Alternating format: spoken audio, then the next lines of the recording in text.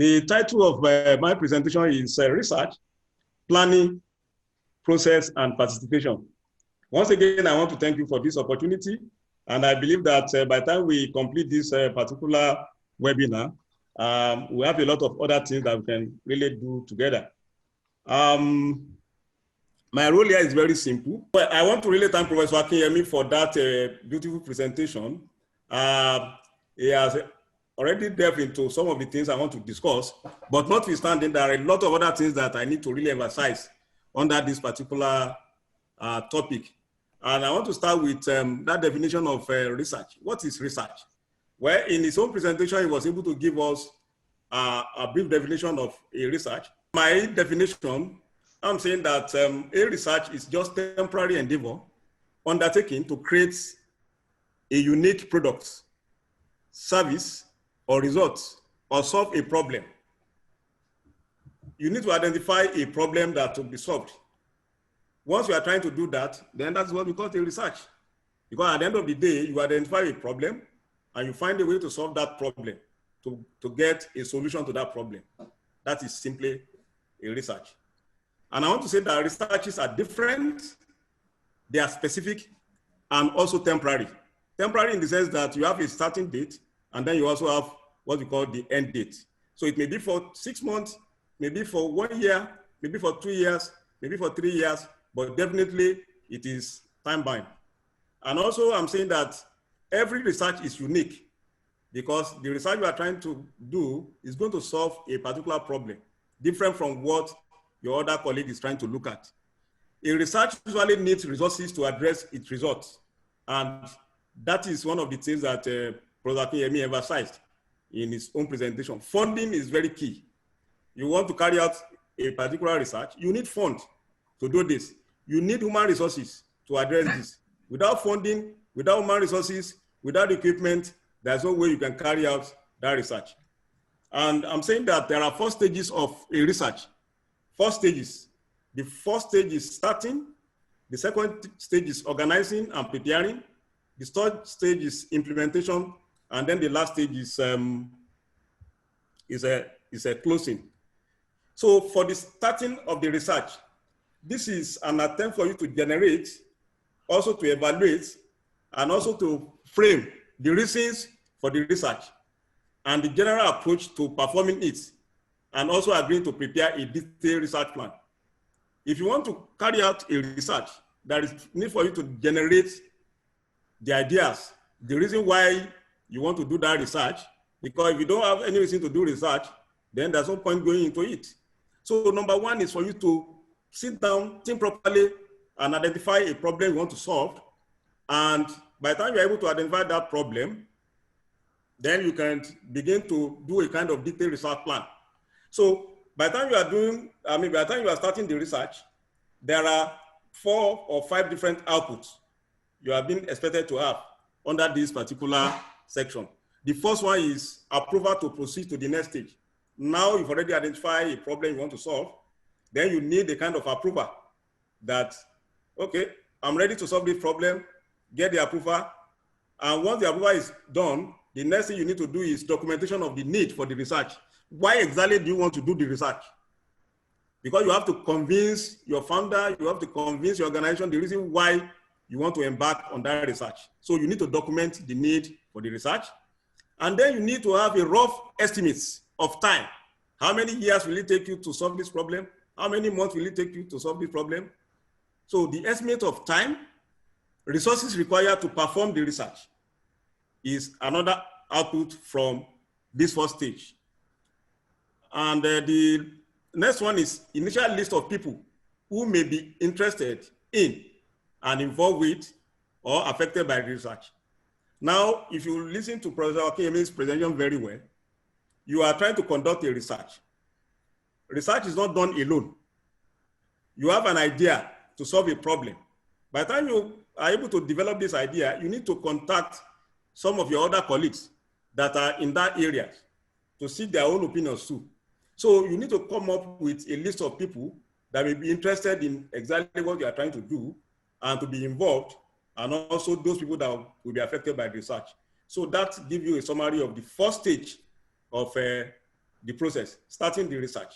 So you have to generate, you have to evaluate, and you have to frame the reasons for the research and the general approach to performing it. The second step or the stage is organizing and preparing. At this stage, you need to plan that the outlines that desired results. Now, you've already identified the problem you are trying to solve. So at this stage, what you need to look at is what are those results, expected results that you are going to achieve by the time you carry out this research. So expected result is one of the outcome of this stage. You are still looking at what to do. Now you've defined the problem. How do you want to approach the problem? How do you want to approach it? The time, the cost, the amount of money you are going to need to carry out the research and other resources required, and a plan for how to address the key research risk. Because in any research you are trying to carry out, you may have one or two risks or more within it. So you need to set up a plan of how to address the key research risk. So under this step or phase, you need what we call research plan that documents the intended project results, the time, the resources, and supporting processes needed to create them. So these are the items that you need under this stage, the second stage. Stage 3, that is the implementation, where you need to now develop plans to implement your plan.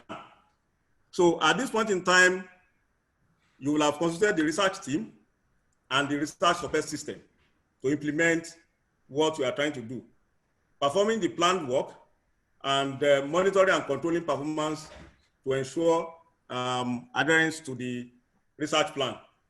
So at this stage now, you are looking at research results, research progress report, and other communications.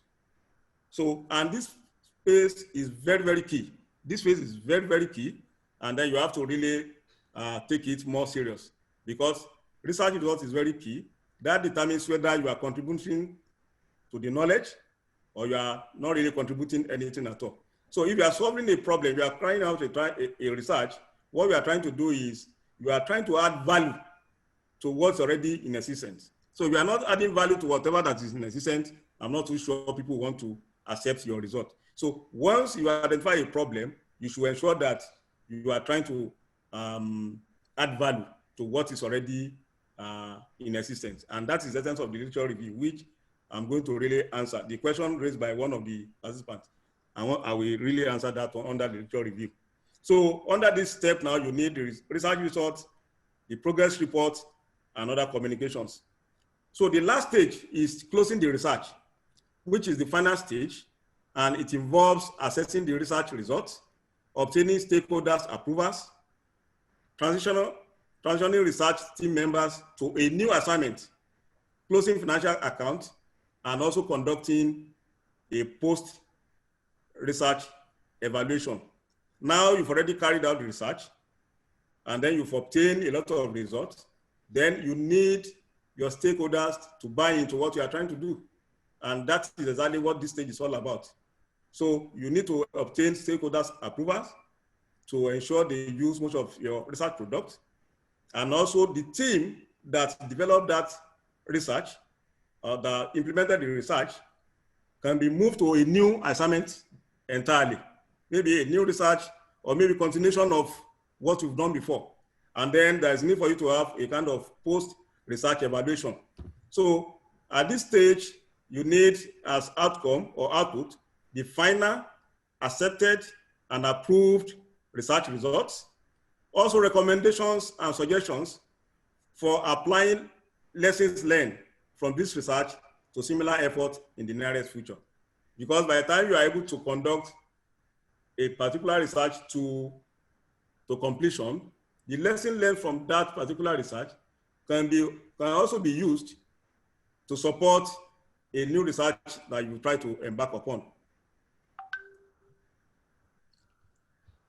So let us look at the stages, the more. I've identified 4 stages. The first stage is initiation. You move on to planning, execution, and closure. During initiation, what we're trying to do is just process performed to define a new research or a phase. So you need this initial step. You need to define the research, identify the problem or the phase. For example, within a research now, you may have different phases. So you need to define that phase or the new research that you are trying to do. That is initialization. Without this phase, you can move to planning. Planning depends on initialization. So once you are unable to identify that problem, there's no way you can plan. So the first thing that you need to do is decide on the problem you are trying to solve. The idea may come from you alone, but by the time you generate that ideas, then there's a need for you now to start thinking of those people that will work around with you to achieve the set objectives or the set results.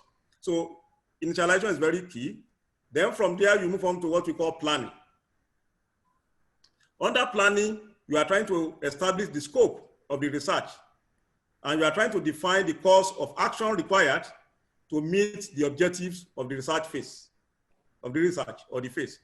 Now, in any research that you are trying to do, once you are able to identify the problem, the next thing for you is to identify those objectives that will allow you to solve that problem. Number one is for you to have a general objective of the research, and then from that, it will dovetail into specific objective to solve each of the different phases. So at the planning stage now, you need to define the scope of the research, define the course of action required to meet the objectives of the research phase. So after planning, you move on to execution. Now you move on to what we call the execution stage. And this is where you are going to implement your plan completely. But during this period now, there is the need for you to track, to review, to regulate, and monitor performance. And we call this stage monitoring and controlling under planning and execution. When you plan, you execute, then you track whether you are going in the right direction. If not, you replan and you continue. So you track, you review, you regulate, and monitor performance. So these 2 stages is now referred to as monitoring and control. So if you're able to do these stages very well, I think we'll have achieved the set objectives. So the closure is finalize all activities to formally close the research. So that is exactly what you are doing at that stage, because you've started very well and you have to end it again by closing. So at this point in time, you need to do a lot of documentation. Your result is there, the documentation for future review, and so on and so forth. So these are the very important stages you have to go through when you are trying to carry out a standard research. The first is for you to initialize, to have the idea. The second is for you to plan. And then number 3 is for you to execute. And then number 4 is for you to close that project formally. Discuss the 4 stages. So successfully performing these processes requires the following. So if you're able to, if you want to achieve the set of results you are looking for through those 4 stages, you need these 3 different areas. Number 1, information. The information you are getting must be accurate. It must be timely and complete data for the planning. There must be a complete data for the planning.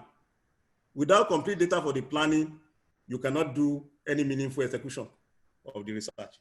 Then performance monitoring and final assessment of the research. These are items under information. All these ones are very key for you to succeed in those 4 stages. Number 2 is communication. This aspect is also very, very, very key. Your communication must be clear, it must be opened, and timely sharing of information with appropriate individuals and group throughout the research duration. If you lack clear communication, I want to tell you from my own experience, you will not get the results you are looking for under the research. So your communication must be clear. You must be ready to work with others. You must be opened. And then you must be able to share information with appropriate individuals and groups through research duration. The last one is commitment. The last one is commitment. Even if you have the information, you have communication, without commitment, I'm sorry, you cannot get the exact result. I've done it several times. I have a lot of grants coordinating at WAMDEVIN University, Ilefe here, running into several dollars. I realized that commitment is key to any research you are trying to do. So the team members' personal promise to complete the agreed upon task on time and within budget. So if the commitment is not there, even if you have the funding, you have the communication, you have the information, I'm sure you are not going to get any results out of it. So these three items are very key for successfully performing the processes I highlighted in the last slide. Information, communication, and commitment. And I want to emphasize commitment because most of the time when you have a team, you are working with a team, if you are the project leader, you have to be committed because majority of your team member may not be committed. But because you are looking for a result, and if there's any problem on that research, the first point of call is on the principal investigator or the project leader. So, and you don't want your project to fail. So, as a project leader, you must be committed. That is just it. You must be committed. And if you're able to show a good example of commitment, other team members will follow suit. So that's why I'm trying to emphasize this particular point, because I ran into a lot of problems when I was trying to execute some projects at Obafemi Awolowo University here. I have a lot of team members, but some of them are not really coming up to really support what we're trying to do. But as a PI, I was committed. And when they discovered that, yes, result is not coming out. So everybody came back and then they show a lot of commitment and then we're able to complete the project. So these three key items are very, very important. Now, the research process. Research process contains a series of closely related activities, and there is no measure that shows your research is the best. Please take note of that. There is no measure that shows that your research is the best. I've listed some main steps you have to pass through under the research process. The first one is selection of research problem. And this is key. This is the foundation. If you fail to select the research problem, you cannot continue. You cannot move on to literature review. You've identified a problem.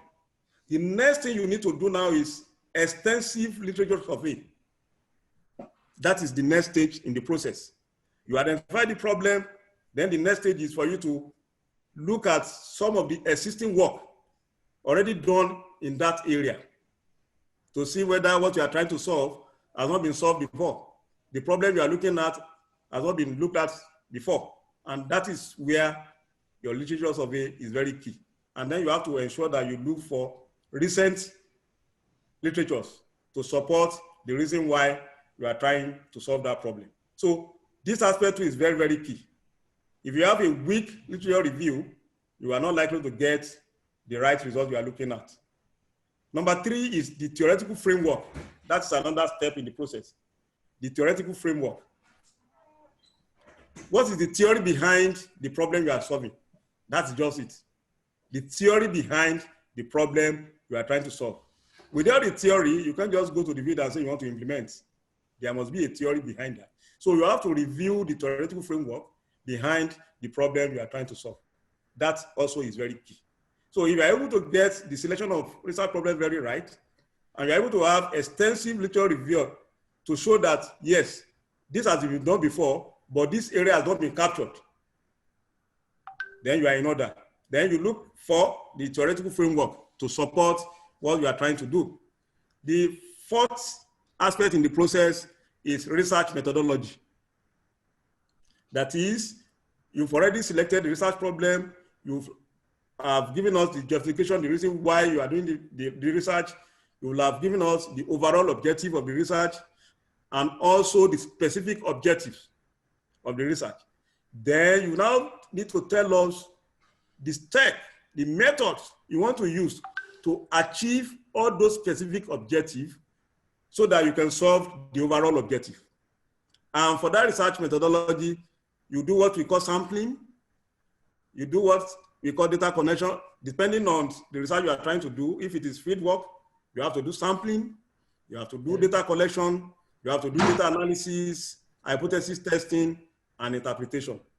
And I want to really advise that anybody that is working in the area of research, you must find a way to learn a lot of tools for you to do your data analysis, hypothesis testing, and result interpretation.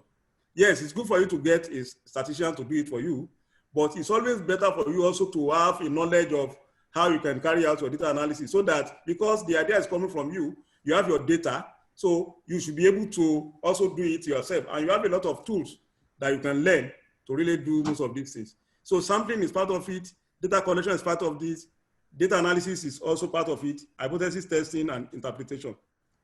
Then another aspect of this process is potential for scientific breakthrough, disruptive innovation, startups, spin-off companies, and commercialization. And that is one of the major problems we are facing in Nigeria in particular and Africa in general. Most of the research that we carry out nowadays, some of them will be dumped in our laboratories, in our libraries. We are not even thinking of how we can commercialize. So how do we now think of sustainable development? Because most of these products, we can easily develop most of these products in Africa for ourselves. So why are we waiting for people to do it abroad and then import it to Africa? So in fact, what we are even trying to do now is any of the problem we are trying to solve now, we ensure that, number one, we have what we call startups, we have spin-off, and we have also some product that can be commercialized. So and that is the only way you can move the nation forward. You solve a problem, try and make sure that the stakeholders are carried along, such that by the time you have your result, is to be acceptable by the community. There are a lot of things you can do in Africa. There are a lot of products we can develop and we can use.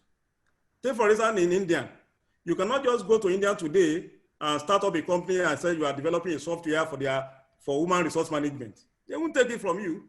They develop their product locally and they use those products locally, number one, and also export it to African countries. And that's supposed to be for Africa too. We can develop most of these things locally and also export it. So your research must have a kind of potential for scientific breakthrough, disruptive innovation, startups, spin-off companies, and also commercialization of the products. So that is another aspect of the research process. Then the expected results is very key. Expected result is very key. What are those results that you are expecting from the results you've already carried out? Okay, you have long-term results and you have short-term results. Expected impact. Now, as a founder, I'm ready to fund your research, but I want to know what will be the impact. The impact is measured not in 1 year or 2 years. Long-term impact, 5 years, 10 years, and more. So if I'm able to carry out this research, is there going to be any impact within the society? That is also very key under this research process. Then we talk of budget. Budgets are another aspect of the research process.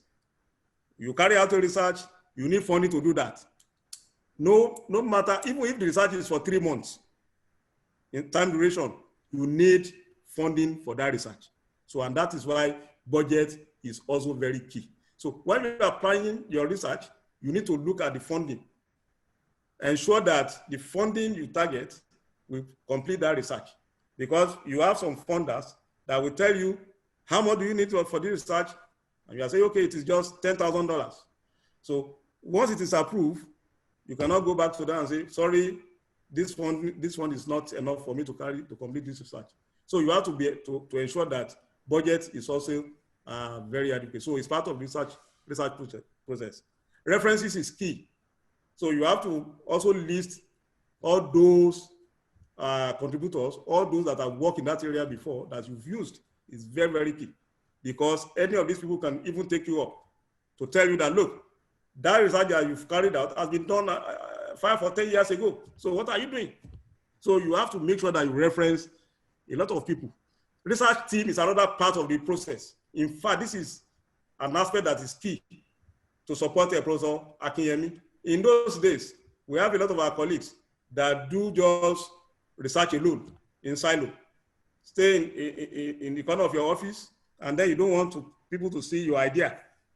Even if people steal your idea, they cannot even implement your idea because it is your own idea. So when you want to create your research team, it should be multidisciplinary. Different disciplines, bring them together. That is how we can talk about sustainable development. Involve the government, involve the industry people, involve the environment. So we are not even talking of triple ALS now. We are talking of 4. Universities, government, industry, and the user. Those stakeholders that will use your product should be part of what we are talking about. So we have 4 different groups now: the university, the industry, the government, and also the user of that product. So, and that is exactly what we are doing nowadays. Our research team is also always multidisciplinary, and that's the only way you can achieve sustainable development. For example, now, when you identify a particular research in the area of ICT, I can look for some of my colleagues outside Nigeria, Ghana, Cote d'Ivoire, or anywhere to be part of that. So at the end of the day, by the time we are able to achieve a product, Nigeria will benefit, all those other countries will also benefit. And before you know it, we export most of these products beyond Africa. So research team is very, very key. So if you don't get the research team very well, that's going to be a problem. Preparation of reports is another part of the research process. So when you look at research process, these are some of the standard items that you find under research process. Now, the selection of research problem. Actually, that's supposed to be, as rightly mentioned by the coordinator of this webinar, there's supposed to be a special training on how to write grant proposal for research. Special training. This one is just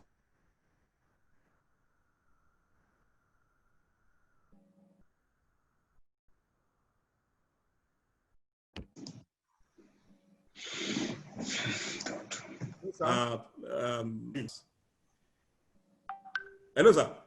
Continue, sir. Yes, Continue. yes, you went on. Can you please go back a little bit and start? You are about to complete a sentence, sir. Oh, okay. I'm saying that selection of research problem. I'm saying that this is just like an introduction. That yes, I want to advise that there should be another section entirely to be devoted to how you can train members on how to write very good research proposals that will attract funding. Okay? So if you're able to train people on how to write good proposals, honestly, sustainable development is not going to be our problem again. The problem we are lacking here now is we don't have enough people that can really write very solid proposal to win a lot of grants and funds to support that research. So, and if you don't have funding, how do you carry out research?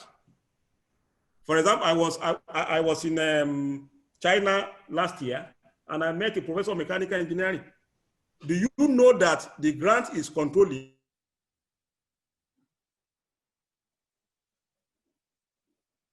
the man is just like a king in a mix of all the members of staff in the university. Even the vice chancellor of that university was just running around the man. So, but in Nigerian context or in African context, majority of us are not really good in the area of research proposal writing. And that's why I'm emphasizing that.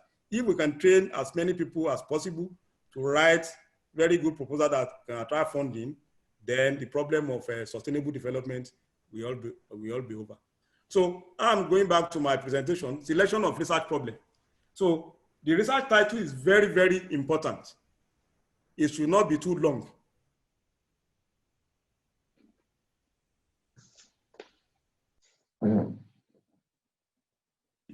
Background to the research is another important aspect. The background to that research. What exactly are you talking about?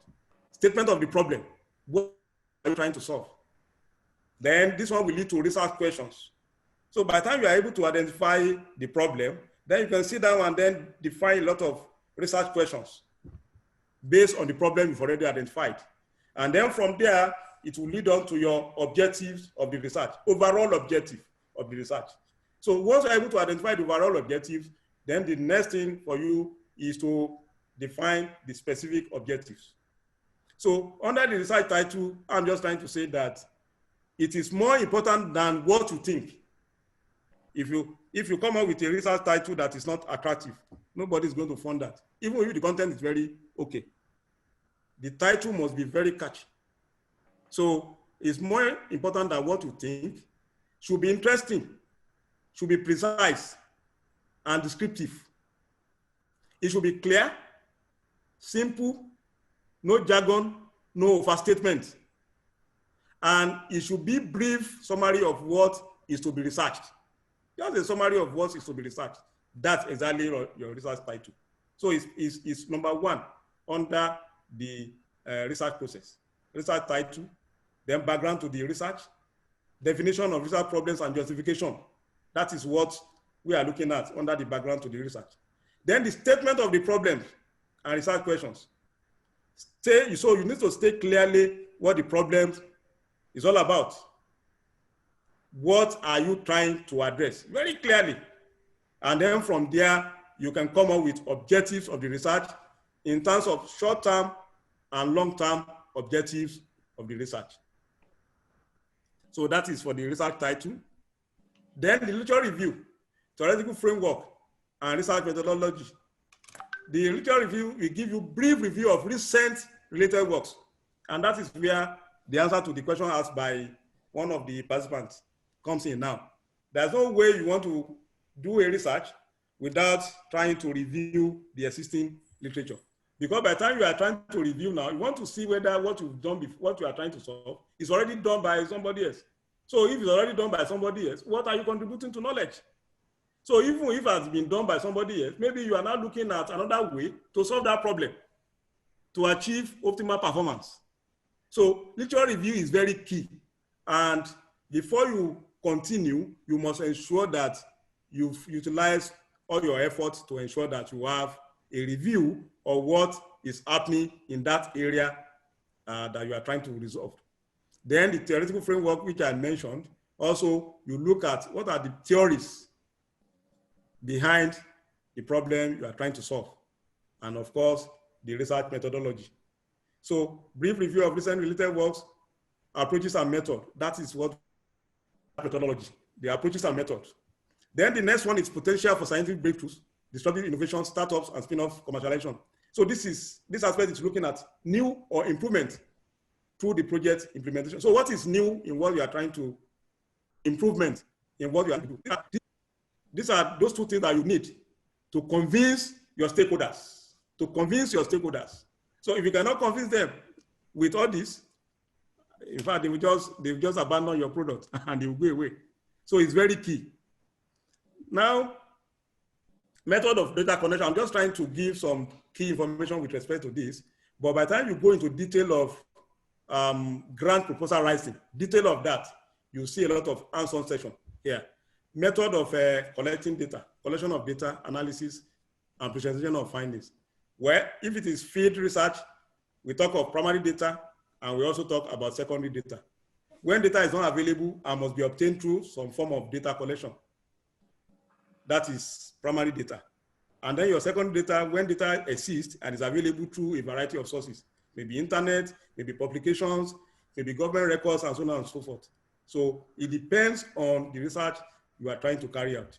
So you may need primary data, you also need secondary data. For primary and secondary data, is readily available, used for other purposes, while the primary data is always generated firsthand and tailored made research. So, but there are some issues around secondary and primary data, availability, relevance, and reliability. And then under the primary data, you talk of ability to communicate.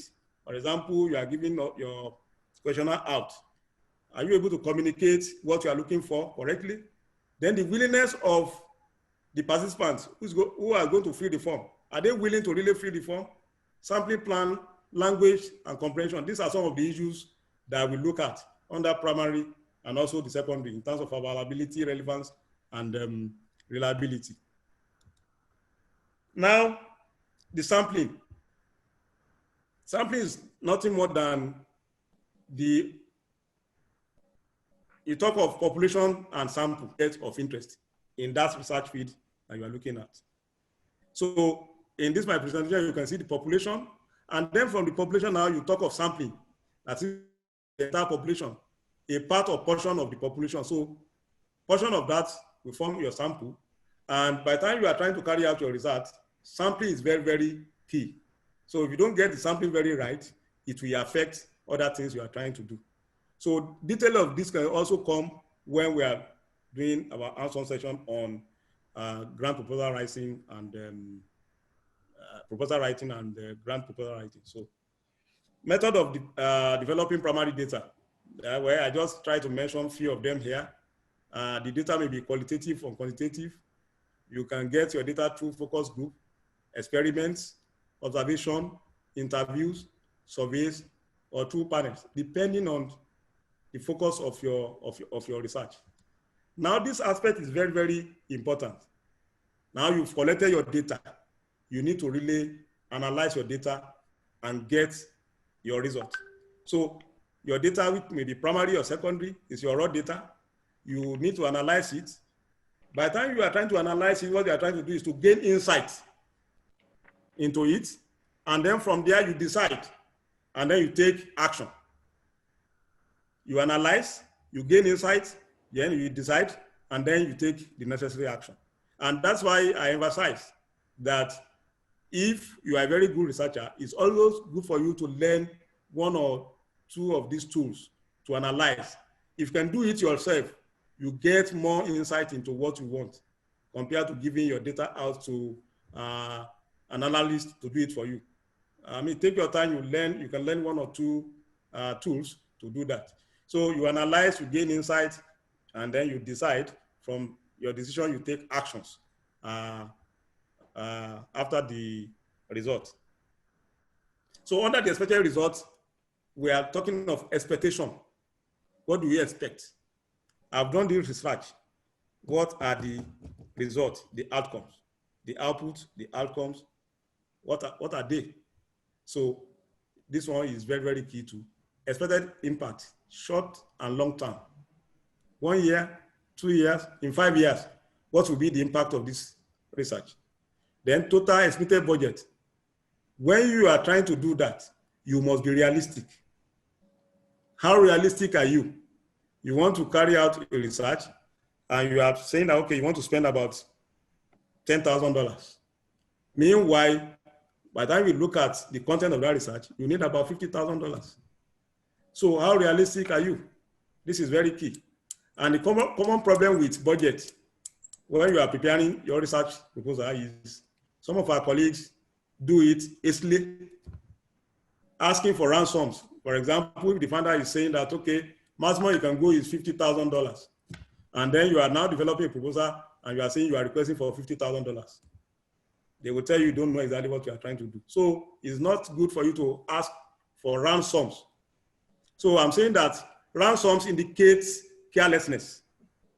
So if you request for ransom, that is carelessness. Asking for maximum is bad attitude. And arithmetic mistakes is carelessness.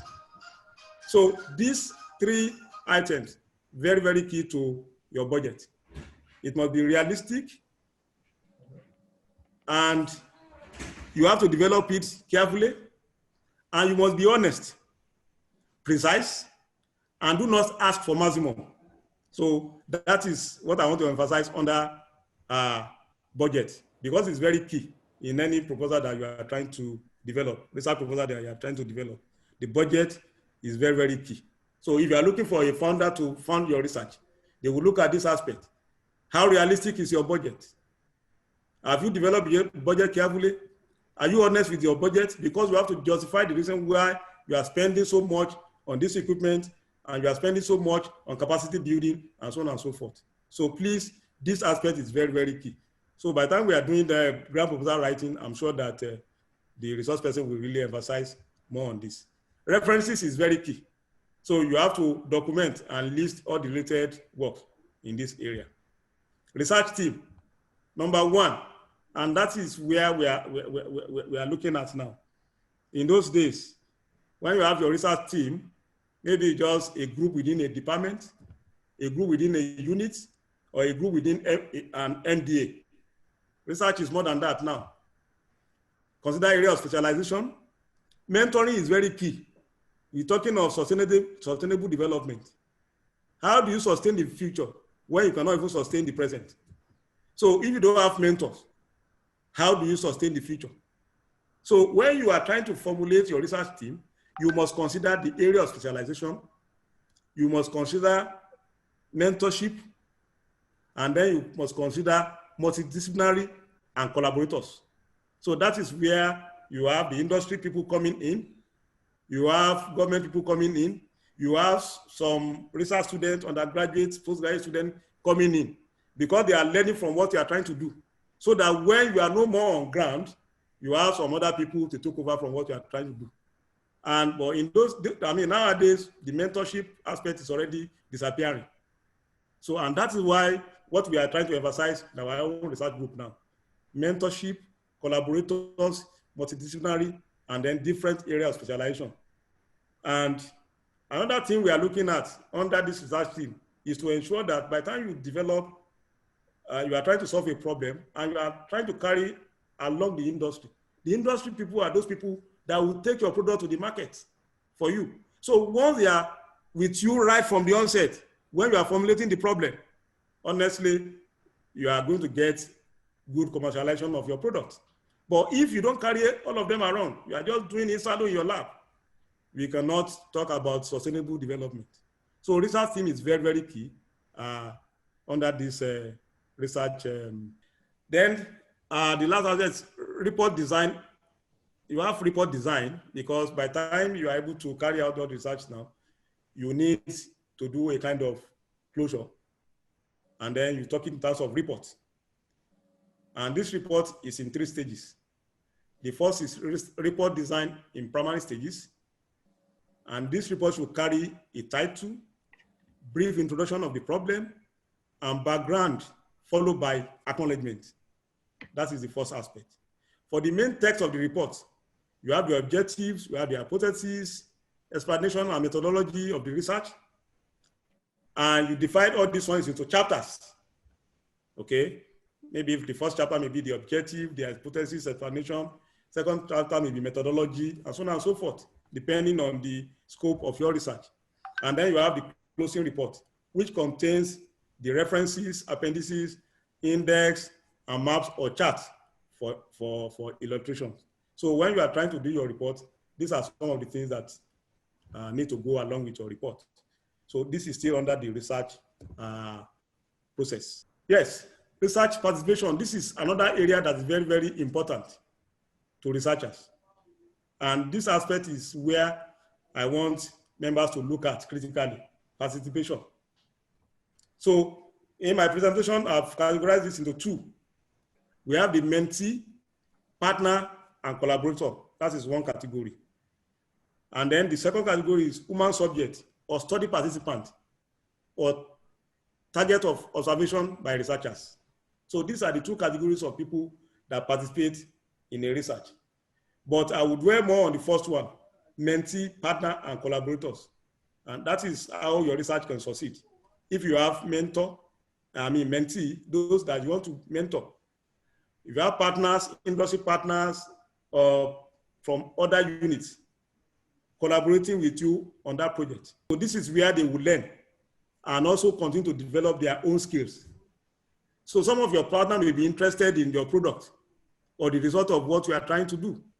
And their own focus is hey, give me the result, I'm taking it to the market. And that is what is happening in developed world. I was in South Korea in 1998, and I was able to see a lot of companies coming into the university, setting up their own laboratories, coming with a lot of problems to be solved by the researchers in the university. Their own aim is just to take out the product and then fully implement it. So, and that's how they developed.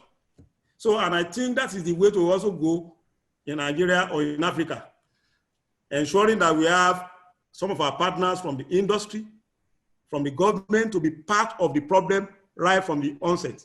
And also to ensure that we have younger colleagues be part of our team, so that by the time the PI is not available, the younger one can take over. For example, now I handle a lot of projects in OAU here, millions of dollars projects in OAU.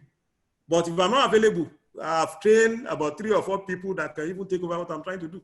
That is mentorship, and that is sustainability. So it's very key. So the second aspect is that as a research participant, you have a right to ask the following questions. Why the research is being done. For example, if I invite somebody from the industry to come and collaborate with you, the person wants to know the reason why the research is being done and his own involvement in that research. Why you are being asked to participate. I mean, you can ask all these questions. Why am I part of this research? This is your own contribution, and that's why we want you to be there. This is your own contribution, and that's why we want you to be there. How long your position will last? You have to find out this. How many months? How many years? Or is it for the whole duration of the project? What will happen during the research? Any expected risk or discomfort that you might experience? How information about you will be protected? Any expected benefit, and so on and so on. So you have the right to ask all these questions as a participant on a project. But the summary of this slide is that for the research participations, we need mentee, we need partners, we need collaborators to be part of that research. So, and that is the only way we can move research and development forward in Africa. Without doing that, we just do the research, spend the money, nothing will come out of it. And then we still continue to depend on our brother from the other side of the world. I'll move on to the next slide. I'm rounding up. Essential tool for achieving sustainable development. I identify 4 essential tools for achieving sustainable development. Number 1 is for us to improve the quality of our basic research. And if we want to improve the quality of our basic research, there is need for us to have a kind of solid training for our members in the area of research proposal writing. Without that, I'm sorry, I'm not too sure we can move this nation forward, except maybe for some individuals that they are just interested and developed their own skill right towards research proposal writing. But if not, we need to really look at how we can now sit down and train some of our people basic skills of research proposal writing. Reorientating existing research programs to address sustainable development. This aspect too is always very key. Whatever research we are doing now should be focused more on how we can address sustainable development. So we should stop doing all this research that will not even contribute nothing to the economy. Let us look at those research programs that will address sustainable development. And I believe Professor Akeyemi mentioned some of these areas. I'm into ICT, and then we are looking at a lot of products that are going to be developed. But the major problem now is, even by the time we develop these products, is our government ready to really take the products over from us? Most of the time they go abroad again to import most of these things that we can even do locally here. So policy is another area that I think we need to look at. Developing public awareness and understanding. I'm sure that this association is doing that, but we need to do more in the area of public awareness and understanding, and providing training for all sectors of the society, mainly public and civil. Civil.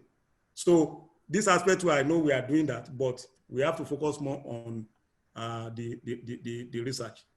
So there is need for research that seeks to equip or prepare people towards creating a sustainable future. When we talk of sustainable development, we are looking at sustainable future. So how do we create that sustainable future? The first thing we need to do to create a sustainable future is to have the human skills, the capacity to write very solid proposals to solve a lot of problems for our own local consumption and then for export. So this area is very, very key. Skill development in the area of research, grant proposal writing. So apart from training and consultancy services provided by members, there is the urgent need to focus more on developing skills of our members in the area of research proposal writing and grant management. Honestly, if this is what we can even achieve for this nation, that is more than enough, so that most of the products we are developing now can be consumed locally and also can be exported to the outside community. Research, academic institutions, media, and other organizations play important roles in achieving sustainable development. And research is an important ingredient of development. Remove research, no development. Remove research, there's no development. So research significant will forever remain relevant for any system that want to grow. And I want to conclude. I'm asking these questions from all members. Can we survive as researchers without being innovative? No way. If you are not innovative, you cannot survive as a researcher. So my question is, are we ready or getting ready? What is our vision for the next 10 years? So you can interpret this picture you are seeing. The one on the bike claims that you have the one on the bike is using innovation. This other guy is stronger, but this one uses innovation to ensure that, look, I can use a power bike to move. So if you are saying you are giant of Africa, you are giant of this, you are giant of that, without innovation, we are not moving anywhere. And lastly, I want to say there is no choice. The world is moving fast, with or without you. So even if you like, we can stay the way we are in Africa. The world is still moving very fast. So we have to really think and reorientate ourselves to ensure that we move Africa to the next level. I think I want to stop here for necessary question. Thank you for listening.